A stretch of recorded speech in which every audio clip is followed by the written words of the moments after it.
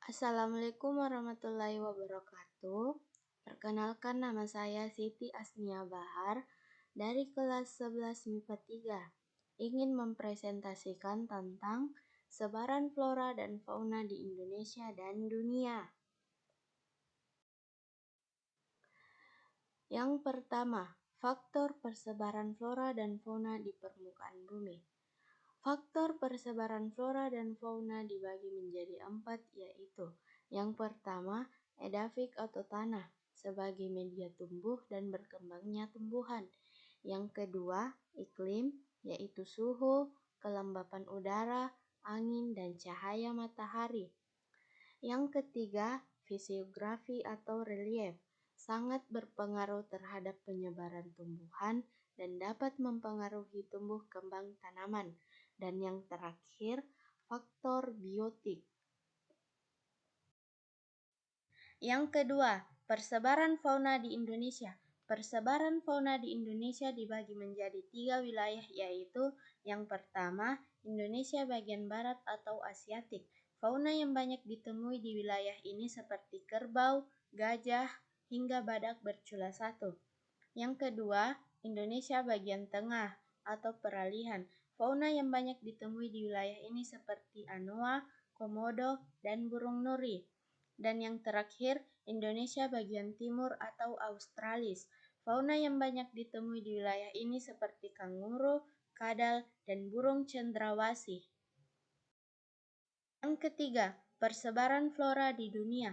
Persebaran flora di dunia dibagi menjadi 7 bagian, yaitu yang pertama, bioma hutan hujan tropis. Curah hujan mencapai 200 sampai 225 mm.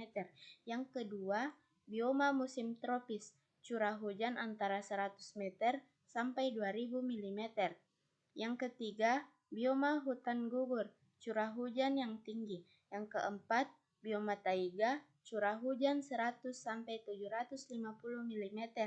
Yang kelima, bioma tundra, curah hujan 100 sampai 250 mm. Yang keenam, bioma gurun, curah hujan rendah, dan yang terakhir, bioma padang rumput, curah hujan tidak teratur. Yang keempat, manfaat keanekaragaman hayati, kelompok laut. Manfaat dari segi ekonomi sebagai tempat pengolahan industri. Manfaat dari segi wisata dan ilmu pengetahuan. Keindahan bawah laut dijadikan wisata selam dan fotografi. Manfaat dari segi sosial dan budaya. Laut dimanfaatkan oleh masyarakat sebagai lapangan kerja seperti penangkapan ikan yang dilakukan para nelayan. Dan yang terakhir, manfaat dari segi ekologi. Laut bermanfaat sebagai pengontrol iklim, dan laut juga berperan sebagai penghasil oksigen sebanyak 70% dari ketersediaan oksigen di bumi.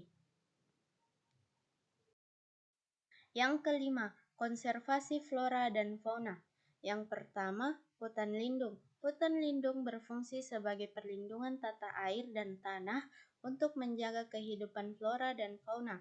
Contoh, hutan lindung Sungai Wain. Yang kedua, cagar alam. Cagar alam adalah hutan suaka yang dilindungi untuk kepentingan ilmu pengetahuan dan kebudayaan.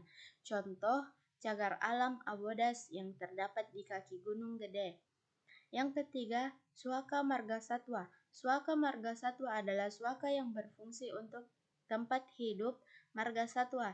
Contoh, Muara Anggrek.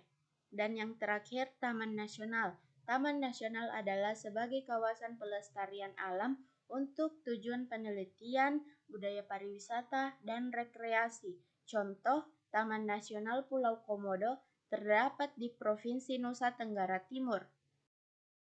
Demikianlah presentasi dari saya, lebih dan kurangnya mohon dimaafkan. Wabillahi taufiq wal hidayah. Wassalamualaikum warahmatullahi wabarakatuh.